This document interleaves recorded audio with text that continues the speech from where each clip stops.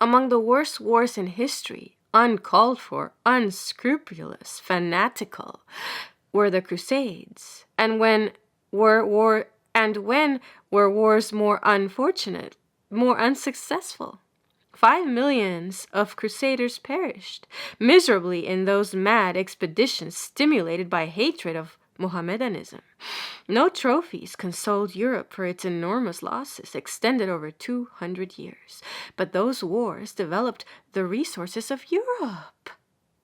They broke the power of feudal barons. They promoted commerce and the arts of life. They led to greater liberality of mind. They opened the horizon of knowledge. They introduced learned men into rising universities. They centralized the power of kings. They weakened the temporal jurisdiction of the popes. They improved architecture, sculpture, and painting. They built free cities. They gave a new stimulus to all the energies of the European nations. Their benefits to civilization were not the legitimate result of destructive passions. The natural penalty of folly and crime was paid in hardship, sorrow, disease, captivity, disappointment, poverty, and death.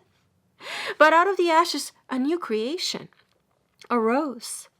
Not what any of the leaders of those movements ever contemplated. Infinitely removed from the thoughts of Bernard, Urban, Philip, and Richard, great men as they were. Far-sighted statesmen who expected other results. The hand which guided that warfare between Europe and Asia was the hand that led the Israelites out of Egypt across the Red Sea. Moreover, quem Deus vult pedere prius dementat. What uprising more foolish, insane, disastrous than the great Southern Rebellion? Its result was never dreamed of for a moment by those Southern leaders. They hoped to see the establishment of a great empire based on slavery. They saw the utter destruction of slavery itself. The course by which they anticipated dominion and riches ended in their temporal ruin.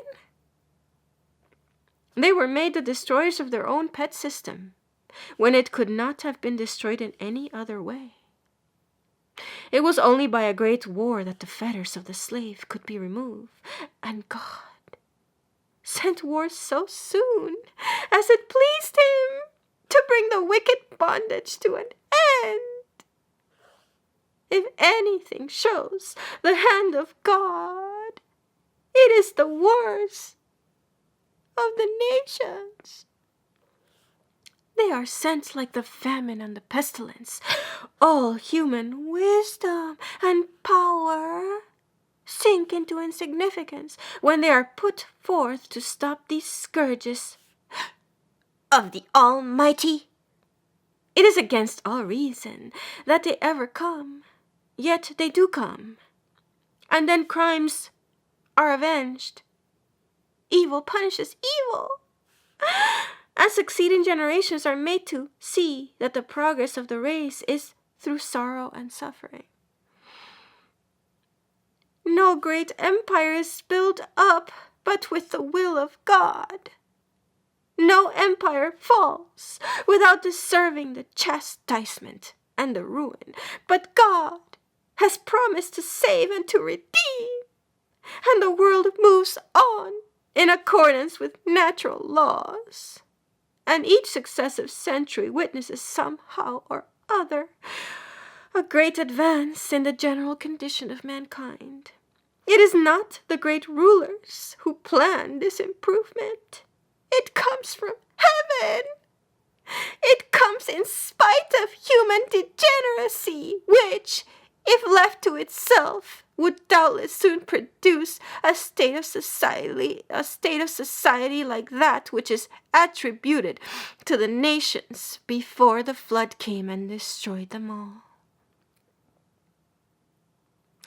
With this view of war, always aggressive with one party, always a calamity to both, the greatest calamity known to the nations, exhausting, bloody, cruel, sweeping everything before it, a moral conflagration, bringing every kind of suffering and sorrow in its train, yet made to result as a retribution to worn-out and degenerate races, and a means of vast development of resources among those peoples which have life and energy. We see the providence of God in the Roman conquests. The gradual growth of Rome as a warlike state is a most impressive example of the agency of a great moral governor in breaking up states that deserved to perish and in building up a power such as the world needed in order to facilitate both a magnificent civilization and the peaceful spread of a new religion. The Greeks created art and literature, the Romans laws and government, by which society everywhere was made more secure and tranquil, until the good which arose from the evil was itself perverted.